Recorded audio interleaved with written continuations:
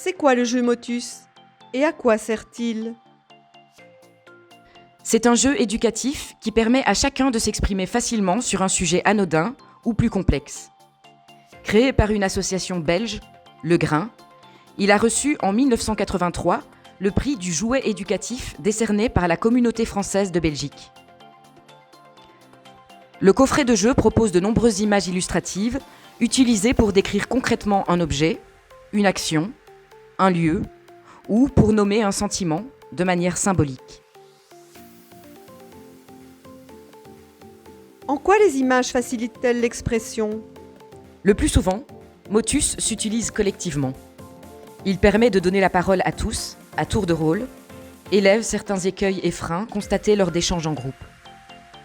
En effet, certains ont des difficultés à prendre la parole ou à s'exprimer, par écrit ou oralement.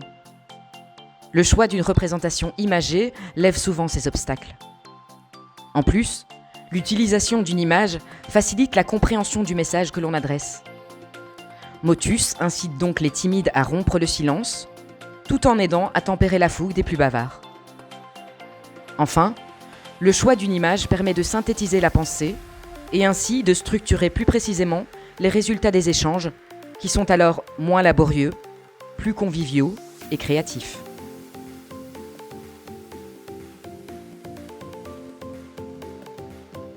Dans quel cas peut-on utiliser Motus? Pour de multiples raisons. Pour récolter des informations, animer un débat, construire un projet commun. En somme, pour faciliter l'expression. Comment l'utiliser pour récolter des données sur le vécu des habitants? Tout d'abord, il faut définir les objectifs, suivant les données que nous souhaitons récolter. Motus a été très utile dans le cadre du projet Interreg Réseau Hainaut Solidaire. Nous voulions apprendre du vécu des habitants. Plus précisément, nous nous demandions comment perçoivent-ils leur quartier? S'y sentent-ils bien? Les espaces qu'ils fréquentent leur sont-ils ou non agréables? Y a-t-il des lieux, des histoires, des pratiques sociales dont ils sont fiers? Et puis, quelle est la perception des autres par rapport au quartier? Pour explorer ces sujets, nous avons transformé ces questions en 3 phrases que les participants ont complétées en piochant parmi les illustrations du jeu. Quelles ont été les phrases formulées? Les phrases sont traitées une par une. La première, « Mon quartier, c'est », pour permettre à tout un chacun de s'exprimer, de manière positive ou négative, sur les lieux qu'ils fréquentent et sur leurs ressentis. Nous sentons-nous à l'aise, confiants, ou au contraire méfiants, isolés voire rejetés? La deuxième, l'image du quartier vue par les extérieurs, c'est, afin de connaître le regard de tierces personnes. La troisième, pour déterminer les éléments qui font la fierté des habitants, ce que je veux montrer de mon quartier, c'est.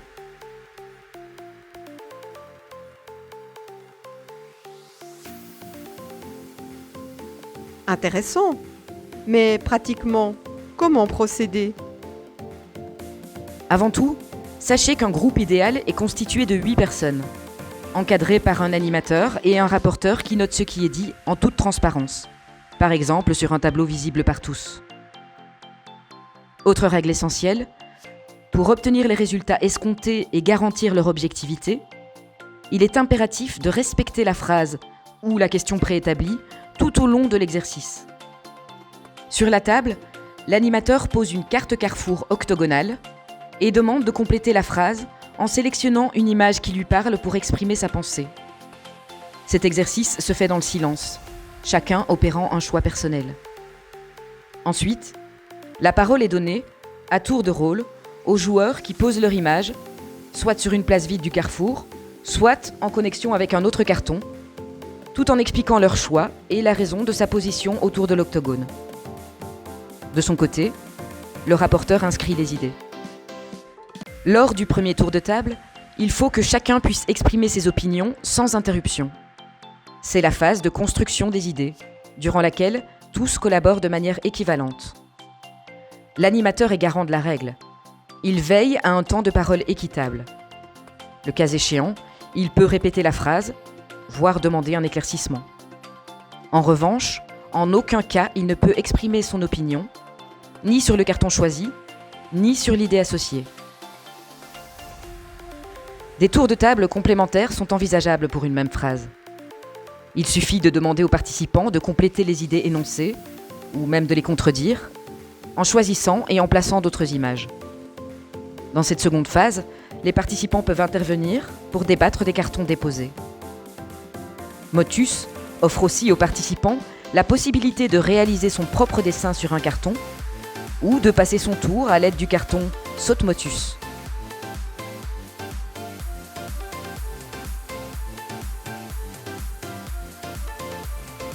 Pour conclure, voici quelques résultats d'ateliers menés au sein des quartiers du projet RHS.